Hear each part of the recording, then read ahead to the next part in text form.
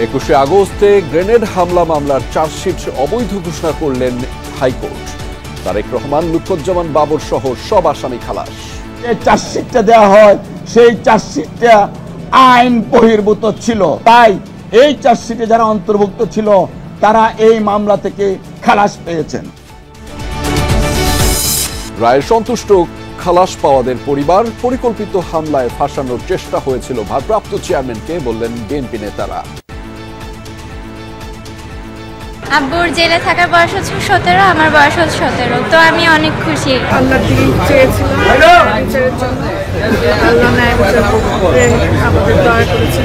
এই 17টি বছর তাকে কে ফিরিয়ে দেবে? আওয়ামী লীগ আমলে প্রতি বছর পাচার হয়েছে প্রায় $16 বিলিয়ন। আর্থিক খাতের শ্বেতপত্র প্রতিবেদন ঐতিহাসিক দলিল, বললেন প্রধান উপদেষ্টা। শ্বেতপত্রে প্রস্তাবিত যে সংস্কার ও নীতি পদক্ষেপের কথা বলা হয়েছে, অন্তর্বর্তীকালীন সরকার তা গুরুত্বের সাথে বিবেচনা করবে এবং দ্রুত যথাযথ পদক্ষেপ নেবে। বাংলাদেশের গণঅভ্যুত্থানে খুশি নয় ভারতীয় মিডিয়া। মন্তব্য পররাষ্ট্র উপদেষ্টার। প্রোপাগান্ডা ছড়িয়ে বিশ্বে জঙ্গি রাষ্ট্র হিসেবে দেখানোর অভিযোগ। পলাতক ফ্যাসিস্টরা শান্তি বিনষ্টের চেষ্টা করছে। কর্মী সম্মেলনে জামায়াতে আমির বললেন, প্রভু নয় প্রতিবেশী বন্ধু রাষ্ট্র চায় তার দল।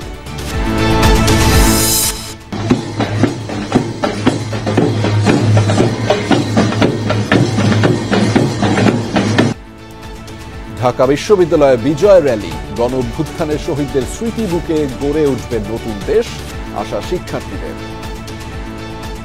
সিস্টেমকে ডেভেলপ করতে হবে, তার মধ্যে দিয়ে আমরা আসলে নতুন বাংলাদেশের যে প্র্যাকটিক্যাল রূপ সেটা আসলে আমরা পাবো। নতুন বাংলাদেশে আমাদের প্রত্যাশা থাকবে মানবাধিকার নিশ্চিত হবে এবং সামাজিক সুবিচার নিশ্চিত হবে। এবার জানাচ্ছি বিস্তারিত। 21শে আগস্ট শেখ হাসিনাকে হত্যা চেষ্টার মামলা থেকে খালাস পেলেন বিএনপির ভারপ্রাপ্ত চেয়ারম্যান তারেক রহমান। সেই সাথে খালাস দেয়া হয়েছে মৃত্যুদণ্ডপ্রাপ্ত সাবেক প্রতিমন্ত্রী লুৎফুজ্জামান বাবর ও উপদেষ্টা ও উপমন্ত্রী আব্দুস সালাম পিন্টু সহ সব আসামিকে। আজ সিআইডির দেয়া সম্পূরক চার্জশিটকে অবৈধ ঘোষণা করেছেন হাইকোর্ট। 2004 সালের 21শে আগস্ট বঙ্গবন্ধু এভিনিউয়ে গ্রেনেড হামলায় আওয়ামী লীগ নেত্রী আইভি রহমান সহ 24 জন মারা যান। মামলা হলে বিচারিক আদালতের রায়ের পর হাইকোর্টে পৌঁছায় ডেথ রেফারেন্স ও আসামিদের আপিল। রোববার সকাল 11টার দিকে 21 আগস্ট গ্রেনেড হামলা মামলার রায় পড়া শুরু করেন হাইকোর্টের দ্বৈত বেঞ্চের সিনিয়র বিচারপতি এ.কে.এম. আসাদুজ্জামান। এ সময় বেঞ্চের অপর বিচারপতি সৈয়দ ইনায়েত হোসেন পাশেই ছিলেন। শুনানিতে উপস্থাপিত নথি, যুক্তিতর্কের নোট ও আইন দেখে জনাকীর্ণ আদালতে রায় ঘোষণা করেন বিচারপতি। রায় প্রদানে পৌনে 1 ঘন্টার মতো সময় নেন দুই বিচারপতি। সেই রায় পরে বিস্তারিত প্রকাশ করবেন আদালত। চূড়ান্ত রায়ে বাতিল করা হয় বিচারিক আদালতে দেয়া পুলিশের তদন্ত প্রতিবেদন এবং একই আদালতের দণ্ড। ফলে 21 আগস্ট গ্রেনেড হামলা মামলার সাজা থেকে খালাস পেলেন বিএনপির ভারপ্রাপ্ত চেয়ারম্যান তারেক রহমান, লুৎফুজ্জামান বাবর সহ 51 জন। যে 225 জন সাক্ষী, ইনভেস্টিগেটিং অফিসার বাদ দিয়ে, অন্য যারা ম্যাজিস্ট্রেট বাদ দিয়ে একজনও বলে নাই যে আমি দেখলাম ওমোকে আপনার এই গ্রেনেডটা মেরেছে। 21 আগস্টে এই ঘটনা হয়েছে, এই ঘটনাটা আমরা নিন্দা করি, কিন্তু এই মামলায় রাজনৈতিকভাবে এই মামলার ইনভেস্টিগেশন হয়ে এই 16 বছর যেই ট্রায়াল আমরা দেখলাম, যেহেতু আজকে শেষ রায় আমরা পেয়েছি এবং আশানুরূপ সমস্ত আসামিদেরকে মাননীয় আদালত খালাস করে দিয়েছেন, ইনক্লুডিং নন অ্যাপিলিং অ্যাকিউজড, যে আমার 16 বছরের পরিশ্রম সার্থক হয়েছে, এই মামলা নথি শুদ্ধ খালাস হয়েছে। জনাব তারেক রহমানকেও এই মামলা থেকে খালাস দিয়েছেন। এর বাইরেও তার মামলা আছেন, আরেকটি মামলা আমরা করছি মেইন 23 নম্বর কোর্টে 10 টাকা অস্ত্র মামলা। এই 10 টাকা অস্ত্র মামলা শুনানি শেষ পর্যায়ে এসেছে।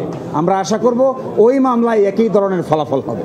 রায় প্রদানকালে এজলাসে উপস্থিত ছিলেন না অ্যাটর্নি জেনারেল। কোর্টে দায়িত্ব পালনরত রাষ্ট্রপক্ষের আইনজীবী গণমাধ্যমে কোনো কথা বলেননি। তবে মোবাইল ফোনে অ্যাটর্নি জেনারেল জানান, পূর্ণাঙ্গ রায় হাতে পেলে আপিলের সিদ্ধান্ত নেওয়া হবে। আওয়ামী লীগ সরকার এটাকে ব্যবহার করেছে রাজনৈতিক উদ্দেশ্য প্রণোদিতভাবে। তারা চেয়েছিল যে তারেক রহমানকে এই মামলা দিয়ে চিরজীবন তাকে বাইরে রাখবেন। রাজনৈতিকভাবে এটা বিচার করেছে বলে আজকে আইন কানুন সাক্ষ্য আইন কোনো কিছু ফলো করে নেই, এই জন্য আদালত আমরা ন্যায় বিচার পেয়েছি। যে চার্জশিটটা দেওয়া হয় সেই চার্জশিটটা আইন বহির্ভূত ছিল, সিআরপিসি এবং এভিডেন্স অ্যাক্টে এই চার্জশিটের কোনো আইনগত ভিত্তি নাই। তাই এই চার্জশিটে যারা অন্তর্ভুক্ত ছিল তারা এই মামলা থেকে খালাস পেয়েছেন। আইনজীবীরা জানিয়েছেন এই মামলার রায়ের পর আপিল বিভাগে চ্যালেঞ্জ করার সুযোগ আছে। এছাড়া রাজনৈতিক পট পরিবর্তন হলে আবারও উল্টে যেতে পারে রায়। 2004 সালের 21 আগস্ট রাজধানীর বঙ্গবন্ধু এভিনিউয়ে গ্রেনেড হামলায় আওয়ামী লীগ নেত্রী আইভি রহমান সহ 24 জন মারা যান। তবে প্রাণে বেঁচে যান আওয়ামী লীগ সভানেত্রী শেখ হাসিনা। মামলা হলে কয়েক দফা তদন্ত শেষে 2018 সালে রায় দেয় বিচারিক আদালত। তাতে তারেক রহমান সহ 51 আসামির বিভিন্ন মেয়াদে সাজা হয়। রবিবার সেই রায় বাতিল করে দিলেন হাইকোর্ট। নুনবী সরকার, যমুনা নিউজ, ঢাকা। সব আসামিকে খালাস দিয়ে হাইকোর্টের দেয়া এই রায়ের মাধ্যমে ন্যায় বিচার প্রতিষ্ঠিত হয়েছে বলে জানিয়েছেন দীর্ঘদিন ধরে এই মামলায় কারাগারে থাকা আসামিদের স্বজনরা। রায়ের স্বস্তির কথা জানিয়েছেন সাবেক স্বরাষ্ট্র প্রতিমন্ত্রী লুৎফুজ্জামান বাবরের স্ত্রী তাহমিনা জামান।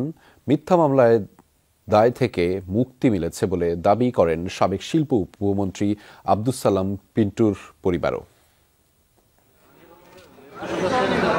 17 বছর আগে 21 আগস্ট গ্রেনেড হামলা মামলায় গ্রেফতার হন কুষ্টিয়ার জাহাঙ্গীর আলম। তখন তার মেয়ের বয়স ছিল মাত্র 4 মাস। বাবার খালাসের রায়ে উচ্ছ্বাসে ভেসেছেন তার সেই ছোট্ট মেয়ে। এই যে আমার 17 বছর বয়স, আব্বু ছাড়া পেল। আব্বুর জেলে থাকার বয়স হচ্ছে 17, আমার বয়স হচ্ছে 17। তো আমি অনেক খুশি আব্বুকে ফিরে পেয়ে। পাওয়ার তো কথা ছিল না। চাঞ্চল্যকর এই মামলায় অন্যতম পরিকল্পনাকারী হিসাবে মৃত্যুদণ্ডাদেশ দেয়া হয়েছিল সাবেক স্বরাষ্ট্র প্রতিমন্ত্রী লুৎফুজ্জামান বাবরকে। এই মামলায় 2011 সাল থেকে কারাগারে তিনি। মামলার আপিলের রায়ের সময় আদালতে উপস্থিত ছিলেন তার স্ত্রী তাহমিনা জামান, ছিলেন তার ছেলেও। আল্লাহ চেয়েছিলাম বিচারের জন্য, আল্লাহ ন্যায় বিচার করে আমাদের দয়া করেছেন। এটাই আল্লাহর দরবারে শুকরিয়া। ন্যায় বিচার চেয়েছিলাম, ন্যায় বিচার পেয়েছি এবং সবার কাছে দোয়া করছি যেন ইনশাআল্লাহ, কামনা করছি যেন ইনশাআল্লাহ আমরা বাজারে ফিরে আসতে পারি। এ রায়ে ন্যায় বিচার প্রতিষ্ঠিত হয়েছে বলে মন্তব্য করেছেন মৃত্যুদণ্ড থেকে খালাস পাওয়া আরেক আসামি আব্দুস সালাম পিন্টুর স্বজনরা। একই অভিমত সাবেক সংসদ সদস্য শাহ মোফাজ্জল হোসেন কাইকোবাদের পরিবারেরও। রায় আজকে প্রমাণ করেছে একটি মিথ্যা বানোয়াট মামলা ছিল। এটি রাজনৈতিক উদ্দেশ্য প্রণোদিতভাবে আমার ভাইকে ফাঁসানো হয়েছিল। আজকে দীর্ঘ 17 বছর ধরে তিনি জেলে রয়েছেন। মিথ্যা মামলায় আমার ভাই 17 বছর কারাভোগ করলেন। এই 17টি বছর তাকে কে ফিরিয়ে দেবে? আজকে আল্লাহ রাব্বুল আলামিন তাকে যেন নেক হায়াত দান করে। অনেক পরিবার, তাদের পরিবারের একজন সদস্য রাজনীতি করার কারণে পুরো পরিবার ধ্বংস হয়ে গেছে এবং এই ধরনের প্রতিহিংসার রাজনীতির এখানেই সমাপ্ত হওয়া উচিত এবং আমি চাই বাংলাদেশে একটা সহমর্মিতা এবং সহ অবস্থানের রাজনীতির পরিবেশ তৈরি হোক। 21 আগস্ট গ্রেনেড হামলা মামলায় খালাস পাওয়া 49 আসামির মধ্যে কারাগারে আছেন 31 জন, বাকিরা ছিলেন পলাতক। আরিফুর রহমান সবুজ, যমুনা নিউজ, ঢাকা। শিগগিরই দেশে ফিরে বিএনপির হয়ে আগামী নির্বাচনে নেতৃত্ব দেবেন তারেক রহমান, এমন তথ্য জানিয়ে বিএনপি নেতারা বলেছেন বিদেশি শক্তির পরিকল্পিত গ্রেনেড হামলা মামলায় তারেক রহমানকে ফাঁসানো হয়েছিল। দীর্ঘ আইনি লড়াই শেষে তারেক রহমান সহ বিএনপি নেতাদের খালাসের রায়ে ন্যায় বিচার প্রতিষ্ঠা হয়েছে বলেও মন্তব্য করেছেন তারা। ভয়াল 21 আগস্ট গ্রেনেড হামলা মামলায় সম্পূরক চার্জশিট দেওয়া হয় 2011 সালের 3 জুলাই। এতে বিএনপির ভারপ্রাপ্ত চেয়ারম্যান তারেক রহমান সহ নতুন করে 30 জনের নাম যুক্ত করে অভিযোগপত্র দাখিল করে পুলিশ। তবে রাজনৈতিক প্রতিপক্ষ দমনে মামলাটিকে হাতিয়ার হিসাবে ব্যবহারের অভিযোগ তোলে বিএনপি। এরই মধ্যে 2018 সালে তারেক রহমান সহ বিএনপি নেতাদেরকে দণ্ড দেয় দায়রা জজ আদালত। তবে 6 বছর পর আপিলের রায়ে খালাস পেয়েছেন সবাই। বিএনপির ভারপ্রাপ্ত চেয়ারম্যান তারেক রহমান খালাস পাওয়ায় স্বস্তি প্রকাশ করে লন্ডন থেকে বিবৃতি দেন মহাসচিব মির্জা ফখরুল ইসলাম আলমগীর। বলেন, এ রায়ে প্রমাণিত হল আওয়ামী ফ্যাসিবাদী সরকার রাজনৈতিক উদ্দেশ্য প্রণোদিত হয়ে তারেক রহমানকে অভিযুক্ত করেছিল।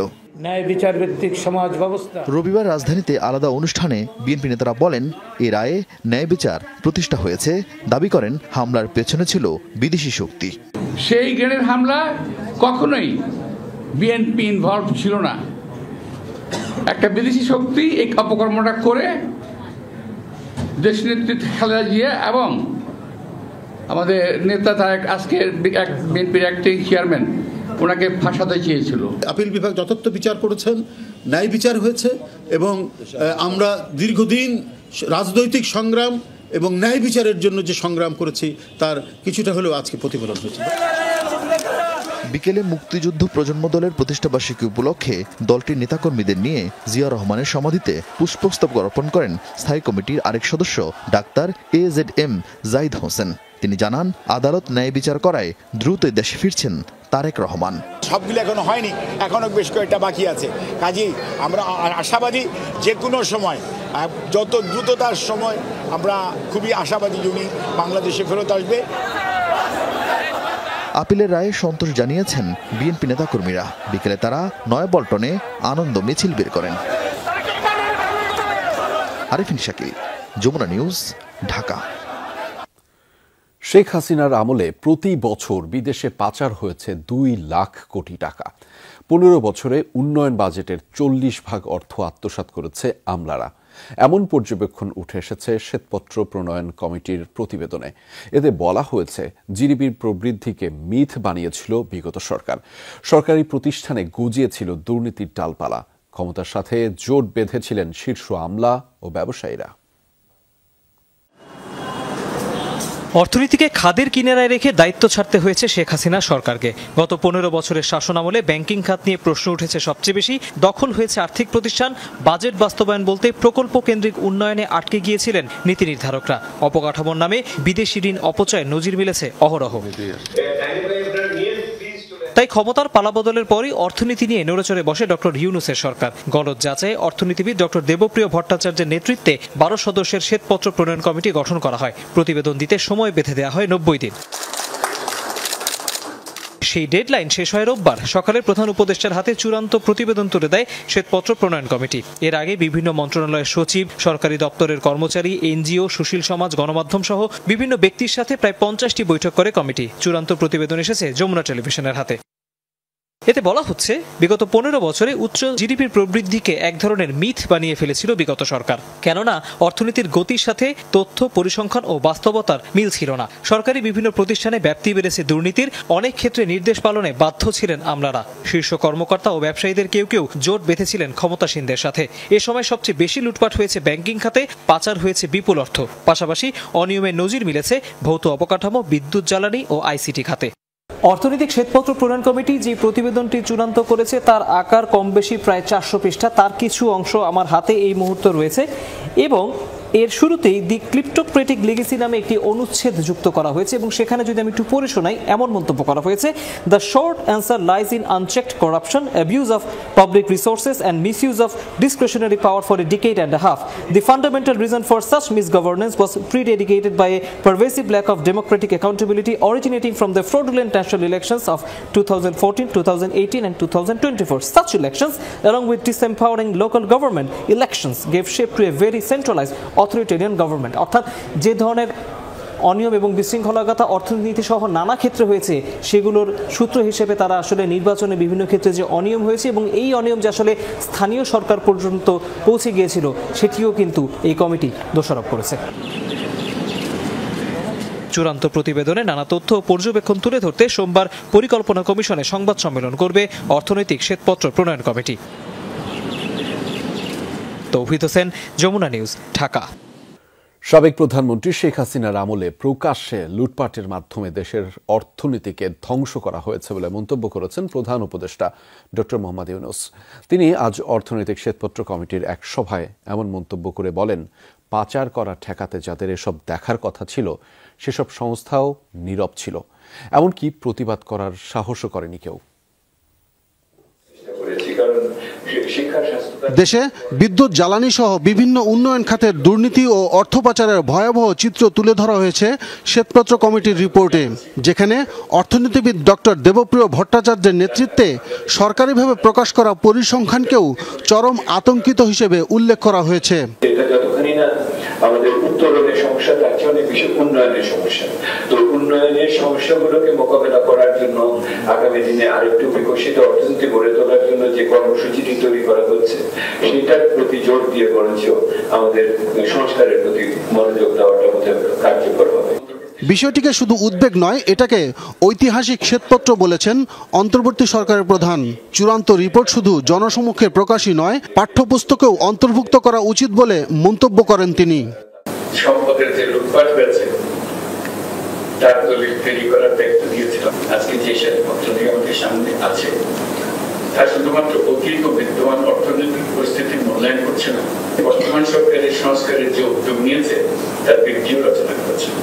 শ্বেতপত্রে প্রস্তাবিত যেই সংস্কার ও নীতি পদক্ষেপের কথা বলা হয়েছে অন্তর্বর্তীকালীন সরকার তা গুরুত্বের সাথে বিবেচনা করবে এবং দ্রুত যথাযথ পদক্ষেপ নেবে। প্রধান উপদেষ্টা বলেন, গোপনে নয়, লুটপাট করা হয়েছে প্রকাশ্যে। যাদের এসব ঠেকানো বা দেখার কথা, সরকারি সেসব সংস্থাও যেমন নীরব ছিল, তেমনি প্রতিবাদ করারও সাহস করেনি কেউ। এটা তো জানি অনেক উন্নত হয়েছে, কিন্তু এটা যে এত বিস্ফোরক এটা বোঝেনি। বিদেশি ঋণ আসলো, বিদেশি সাহায্য আসলো, তার কি ব্যবহার হলো, ব্যাংকে টাকা জমা হলো, তার হিসেব পাওয়া যাচ্ছে কিনা, নাকি পাচার হয়ে গেল, বাণিজ্যের নামে দেশের সম্পদ চোখের সামনে দিয়ে বিদেশ চলে গেল, এর কোনো হিসাব পাওয়া গেল কিনা। পাচার হওয়া অর্থ অর্ধেকও যদি ঠেকানো যেত, স্বাস্থ্য শিক্ষা খাত সহ পুরো দেশের চেহারা অন্যরকম হতো বলেও মন্তব্য করেন ডক্টর মোহাম্মদ ইউনূস। আব্দুল্লাহ তুহিন, যমুনা নিউজ, ঢাকা। ভারতীয় গণমাধ্যমগুলো প্রোপাগান্ডা ছড়িয়ে বিশ্বের কাছে বাংলাদেশকে জঙ্গি রাষ্ট্র হিসেবে দেখাতে চাইছে বলে অভিযোগ করেছেন পররাষ্ট্র উপদেষ্টা তৌহিদ হোসেন। 15 বছরে দক্ষিণ এশিয়ার দেশগুলোর মধ্যে কোনো কানেক্টিভিটি হয়নি বলেও মনে করেন তিনি। সকালে সেন্টার ফর পলিসি ডায়ালগের সিপিডির 30 বছর পূর্তির অনুষ্ঠানে কথা জানিয়েছেন তিনি। প্রতিষ্ঠা বার্ষিকী উপলক্ষে দিনভর আলোচনার আয়োজন সিপিডির। এতে অংশ নেন রাজনীতিবিদ, অর্থনীতিবিদ এবং সমাজকর্মী সহ বিশিষ্টজনেরা। আলোচনা হয় দেশের সামগ্রিক প্রায় সব ইস্যু নিয়ে। পররাষ্ট্র উপদেষ্টা বলেন, বাংলাদেশের গণ অভ্যুত্থান সহ্য হচ্ছে না ভারতীয় গণমাধ্যমগুলোর। বাংলাদেশকে বিশ্বের কাছে জঙ্গি রাষ্ট্র হিসেবে দেখাতে চাই তারা।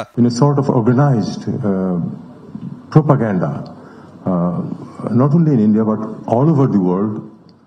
বাংলাদেশ নিয়ে সুসংগঠিত প্রোপাগান্ডা ছড়ানো হচ্ছে শুধু ভারতে না, সারা বিশ্বে জঙ্গি রাষ্ট্র হিসেবে দেখাতে চায় তারা। সংখ্যালঘুদের নিয়েও মিথ্যা তথ্য ছড়ানো হচ্ছে। এর অপপ্রচারের শিকার হচ্ছে বাংলাদেশ, যা পুরোপুরি অন্যায়, অনৈতিক। This is very unfair. আরেক সেশনে পতিত আওয়ামী লীগ সরকারের সমালোচনা করেন বিএনপি নেতা আমির খসরু মাহমুদ চৌধুরী। ভোটাধিকার কেড়ে নেন, বাকি অধিকার তো আপনাকে কেড়ে নিতেই হবে, নাহলে তো আপনি থাকতে পারছেন না ওখানে, আপনি যেতে পারছেন না ওখানে, আপনাকে একটার পর একটা অধিকার কেড়ে নিতে হবে। এই জন্য আমাদেরকে we have to make sure যে বেসিক ফান্ডামেন্টালটা আমাকে ঠিক রাখতে হবে। সাংবাদিক মাহফুজ আনাম বলেন, স্বৈরাচারের পতন হলেও দায়িত্বশীলদের মননে এখনো পরিবর্তন আসেনি। ফ্যাসিস্ট সাইকোলজির মধ্যে বাস করে আমি তাকে চূর্ণ বিচূর্ণ করে নতুনের দিকে আসছি, পাওয়ার শিফট করেছি। যেই প্রতিষ্ঠানগুলোকে ভিত্তি করে আমাকে শোষণ করা, নিষ্পেষণ করা হতো, সেই প্রতিষ্ঠানগুলোর ক্ষমতা এখন আমি এসছি। আমি কি সেই পুরনো অভ্যাস ত্যাগ করছি?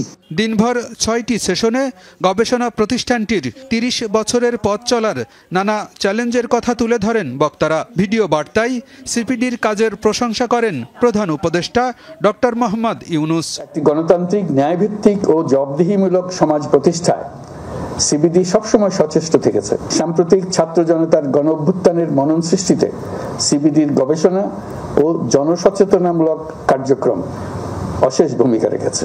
আমি আশা করি সিবিডি অতীতের মতোই বর্তমানে ও আগামীতে তার বুদ্ধিবৃত্তিক অবদান অব্যাহত রাখবে। আলমগীর হোসেন, যমুনা নিউজ, ঢাকা। ঢাকা আগরতলা রুটে চলাচলকারী শ্যামলী পরিবহনের বাসে সাম্প্রদায়িক হামলার অপপ্রচারে ভারতের মিডিয়া জুড়ে। এ নিয়ে আজ সংবাদ সম্মেলন করেছে ব্রাহ্মণবাড়িয়া পুলিশ। পুলিশ বলছে, পথে অন্য একটি গাড়ির সাথে ধাক্কা লেগে দুর্ঘটনায় পড়ে শ্যামলী পরিবহন, অথচ তাকে হিন্দুদের উপর হামলা বলে অপপ্রচার চালাচ্ছে গদি মিডিয়া।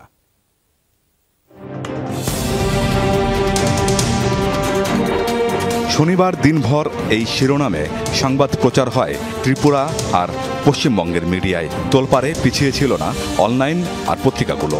সবখানেই বলা হয় হিন্দুদের বহনকারী শ্যামলী পরিবহনের বাস হামলার শিকার বাংলাদেশে।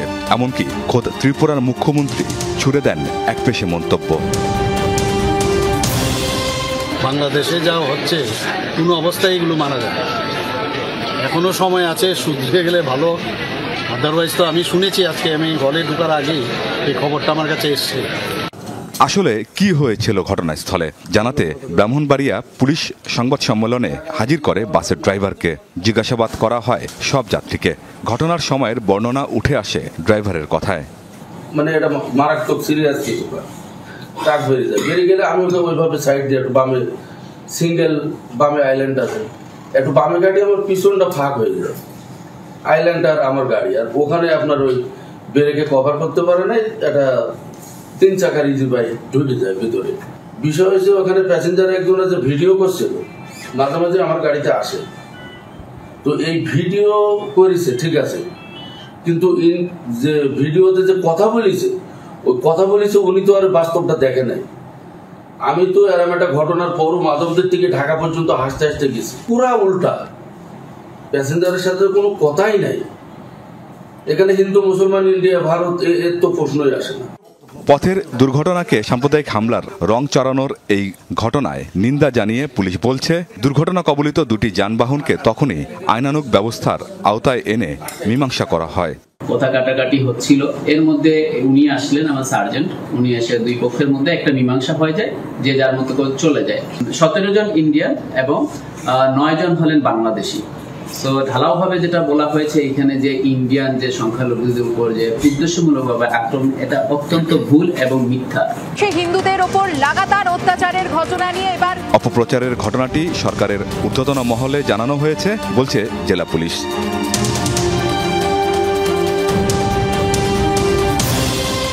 আমিন বাবু, যমুনা নিউজ।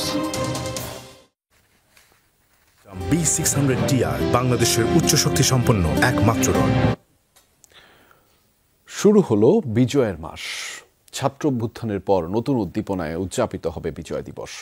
বিজয়ের মাসের শুরুতে র্যালি করেছে ঢাকা বিশ্ববিদ্যালয়। সকালে অপরাজেয় বাংলা থেকে শুরু করে টিএসসি হয়ে স্মৃতি চিরন্তন চত্বরে গিয়ে শেষ হয় র্যালিটি।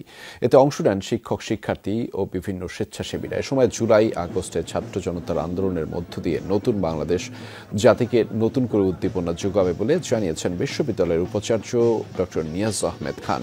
বলেন, গণ অভ্যুত্থানের সময় যারা প্রাণ দিয়েছে তাদের স্মৃতি নিয়েই আগামীতে কাজ করতে হবে, আর পেছনে ফিরে যাওয়ার কোনো সুযোগ নেই। বিশ্ববিদ্যালয়ের সঙ্গীত বিভাগের অংশগ্রহণে জাতীয় সঙ্গীত ও দেশাত্মবোধক গান পরিবেশিত হয়। তো সবকিছু মিলে কিন্তু আমরা কোনো ইউনিক সিস্টেম ডেভেলপ করতে পারিনি।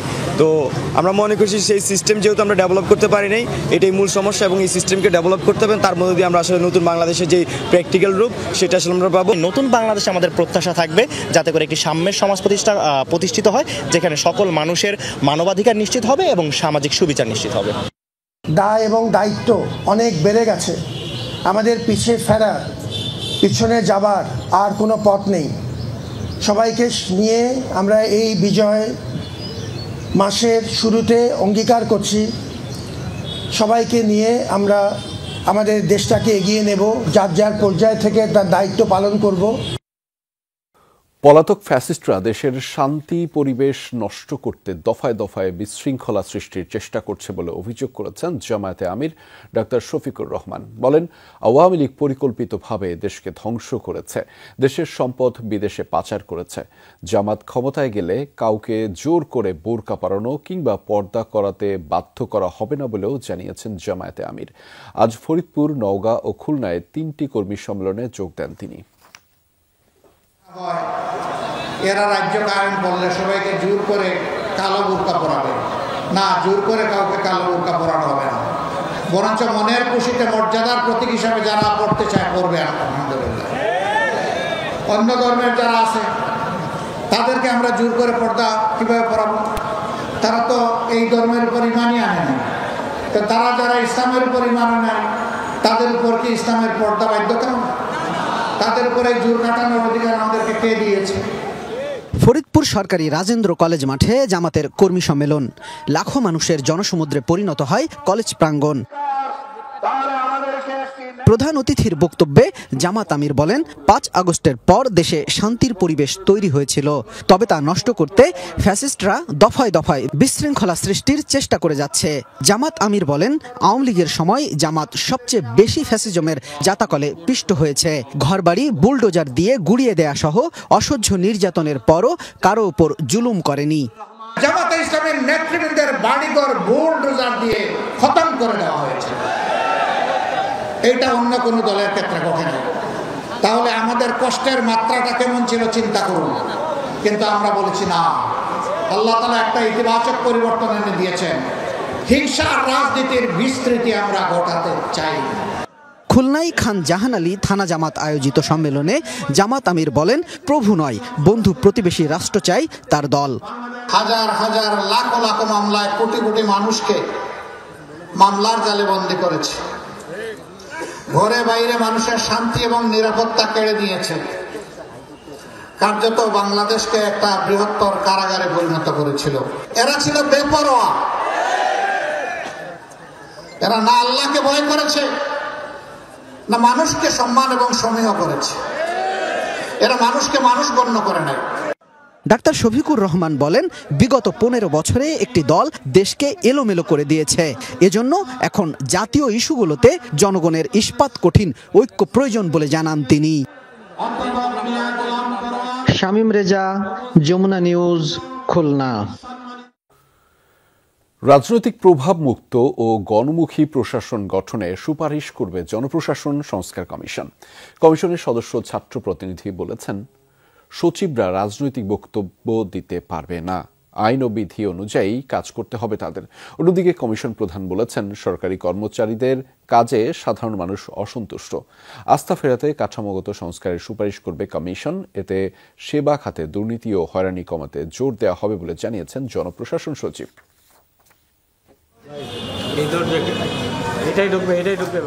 গঠনের 2 মাস পেরিয়েছে প্রশাসন সংস্কার কমিশনের। বাকি 1 মাসেই সুপারিশ প্রণয়নের কাজ শেষ করতে চায় কমিশন। এক্ষেত্রে জুলাই গণ অভ্যুত্থানের চেতনায় প্রশাসনকে আরও গণমুখী, রাজনৈতিক প্রভাবমুক্ত করা সহ কাঠামোগত পরিবর্তনের উপর গুরুত্ব দেওয়া হচ্ছে। একজন অ্যাডমিনিস্ট্রেটিভ অফিসার বা একজন সচিব দাঁড়িয়ে কোনো পলিটিক্যাল কোনো বক্তব্য দিবে না, পলিটিক্যাল কোনো কথা বলবে না, এটাই হচ্ছে সমস্যা।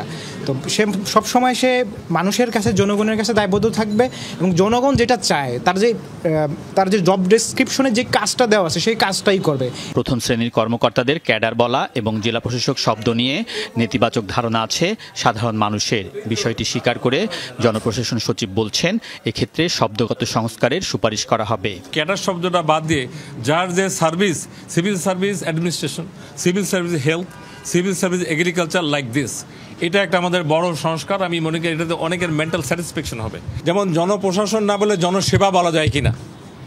এই জেলা প্রশাসক তো ব্রিটিশ আমলের সৃষ্টি এবং এই শব্দের বাইরে অনেকগুলো প্রতিশব্দ আছে। কালেক্টর আছে, ডিস্ট্রিক্ট অ্যাডমিনিস্ট্রেটর আছে, ডিস্ট্রিক্ট ম্যাজিস্ট্রেট আছে। অল্টারনেটিভ আমরা সাজেশন দিব, গভর্নমেন্ট যেটা নেয়। কমিশন প্রধান বলছেন, সংস্কার নিয়ে গণশুনানিতে সেবা খাতসহ প্রশাসনের কর্মচারীদের কাজে সন্তুষ্ট না সাধারণ মানুষ। আমলারাই আমলাদের ক্ষতি করছে বলে তিনি মন্তব্য করেছেন। আমরা বলি কাকের মাংস খায় না, আমলাদের উপরে সবচেয়ে বেশি জুলুম আমলারা করে।